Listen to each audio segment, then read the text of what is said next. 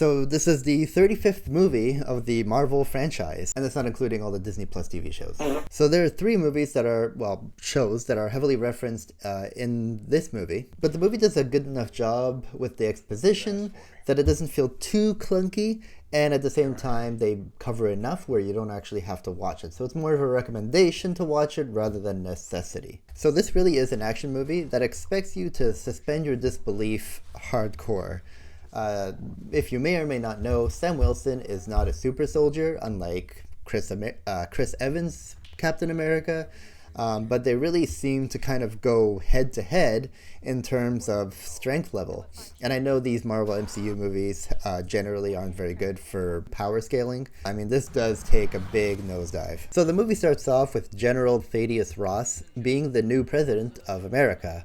And he's in the middle of his presentation about the adamantium in the new MCU, essentially, when it gets interrupted with an attempted assassination. Thaddeus Ross now being played by Harrison Ford, as William Hurt did pass away a few years ago. A little hacking here and there, a little masterminding, and the action scenes in between, you got this movie.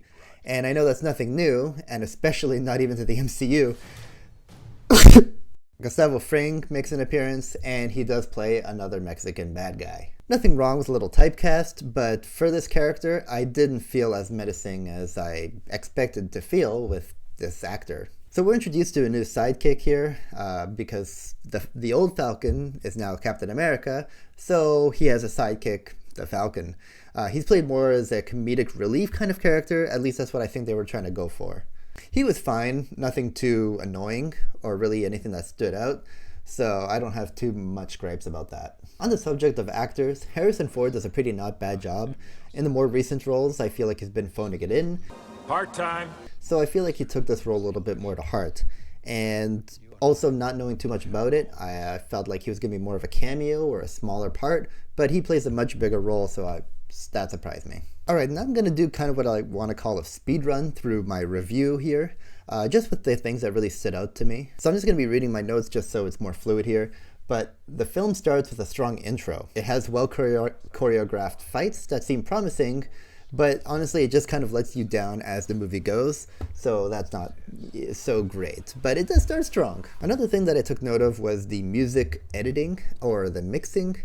I felt like the mixing or the editing was kind of inappropriate sometimes, where something very triumphant happens and it was just like, I don't know, a guy putting down his pen. Now, that actually didn't happen, but I'm just saying like the equivalent of. I felt like it just felt out of place. I don't know if that was just me, but it happened, I think 2 or 3 times in this movie, so I had to take note. Now, there's this moment that I felt like, or I feel like it might be talked about more, maybe later, especially because the movie barely came out.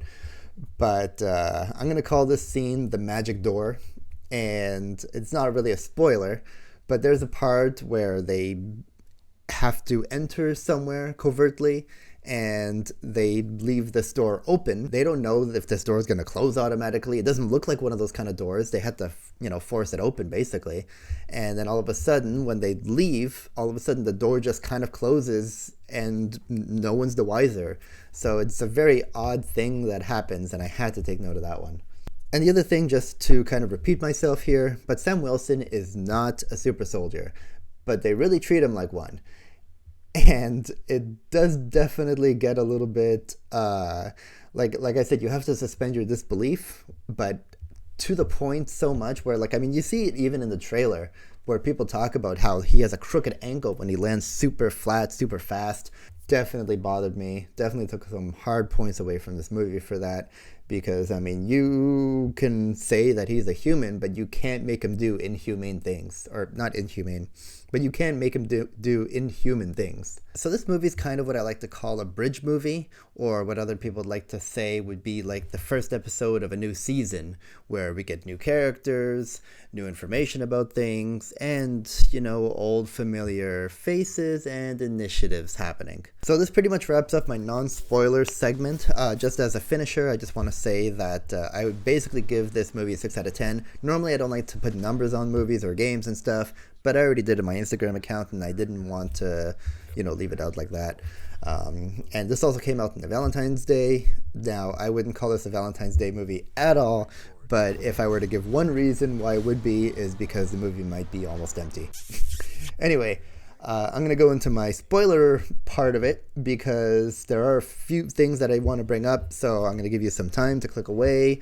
But in the meantime, thanks for watching, and give this thing a like and a comment. Let me know what you think, and if you watched it, if you agree, if you know what I'm talking about when I kind of vaguely say what I mentioned. So yeah. Anyway, off to the spoilers.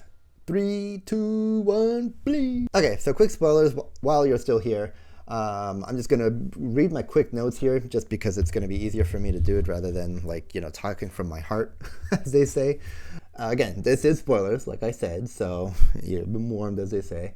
So Captain America does his one-on-one with the Red Hulk. And I mean, first of all, like, what a matchup. I mean, you know, I play Marvel Rivals, and supposedly a Black Widow can take on, you know, Doctor Strange, so whatever. Actually, he can't. He has a shield. But whatever. Anyway. But yeah, so there was the point where after the fight, right, which also is ridiculous in itself, but whatever. After the fight, and then Sam Wilson is covered with a bunch of rubble, and like the screen goes black. They do one of those things, and then it's just some time passes, right? Enough time for cars to be there, helicopters, I think news reporters. I don't remember that, but just like a bunch of cars. So the point is that a good amount of time has passed, like by the minimum, I'm going to say 20 minutes, right? Now, this is a nerd rant, but still. So the Hulk can sustain a lot of damage. And if you don't know, the Red Hulk basically is just he's red because of an overstimulation of gamma or something. That's why, like, he can, you know, supposedly burn the ground he walks on. But that doesn't even really happen. So the fact that he's just supposed to be a more powerful version of the Green Hulk, is that he can take on a lot of the hits that Sam Wilson gave him. So anyway, so he's been laying in the rubble for however long, right? And then finally somebody helps take off the rubble off Sam Wilson's body, and then he's standing there, and then all of a sudden the Hulk appears again, the Red Hulk. And it's like, what? Like, if that was the case, he would have just brushed it off or something and just gone continuing pummeling him or something. But I felt that that was just a really weird thing. Like, it was so movie tropey that it was annoying. And then the other part of it, after the fact, Sam Wilson ends up defeating the Red Hulk with his words. Now, I'm going to say that because... So the fact that even Sam Wilson could even talk to the Red Hulk calmly like that also just is really... It takes you out. I mean, again, I was already taken out from the first few minutes of this movie just because of how much Sam Wilson can take. And when you see him being able to, like, fly in the air, take bullets from a jet, which is like a Gatling gun, and I don't care if it's vibranium, it doesn't matter if it's not going to pierce him, but it's still going to force him, like, maybe out of the air or something. But no, Sam Wilson just calmly is able to do this, and everything just hits the shield perfectly, and he doesn't get disturbed by that, even from the force of it, but whatever. So I was ready for him to take out a shield and block a Hulk punch. Sam Wilson's able to use his words and calm down by reminding him about his daughter. A very DC, like, flashback here. Why did you say that name? That's one thing, but the other part of it is just that the MCU has already done a job of saying that Bruce Banner is different from the Hulk, where the Hulk hates being called Bruce Banner. Hey, Banner. No Banner, only Hulk. What are you doing? It's me. Because Hulk is the Hulk. And Hulk. Smash.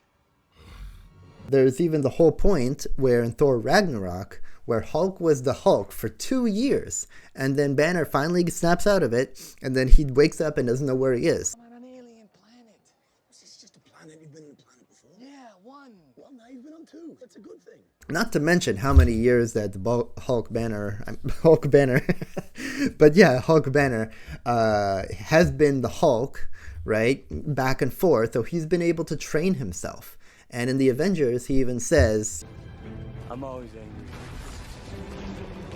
but now this Red Hulk is basically never been the Hulk, and he's able to control it so well, it really makes Bruce Banner kind of seem like a little bit of a bitch now, which is not a great thing, but, you know, a lot of movies kind of do that, like the Star Wars franchise, you know, throws a lot of things away. But again, you know, Hulk is essentially an immortal being, so I kind of get that they had to do something kind of like that, but I don't know. That bothered me. Anyway, that was my rant, and let me see. Yeah. Anyway, yeah, that's my review. You know, there's a lot of things I feel like I could talk about, but it's long enough, and I don't want to do it unless people actually really want me to. Yeah, this is long enough, and I'm gonna go back to, you know, Marvel Rivals, where I can fight the Hulk as the original Captain America. So anyway, thanks for watching, and like I said, leave a comment, like, whatever, if you enjoyed it, and I'll catch you guys later.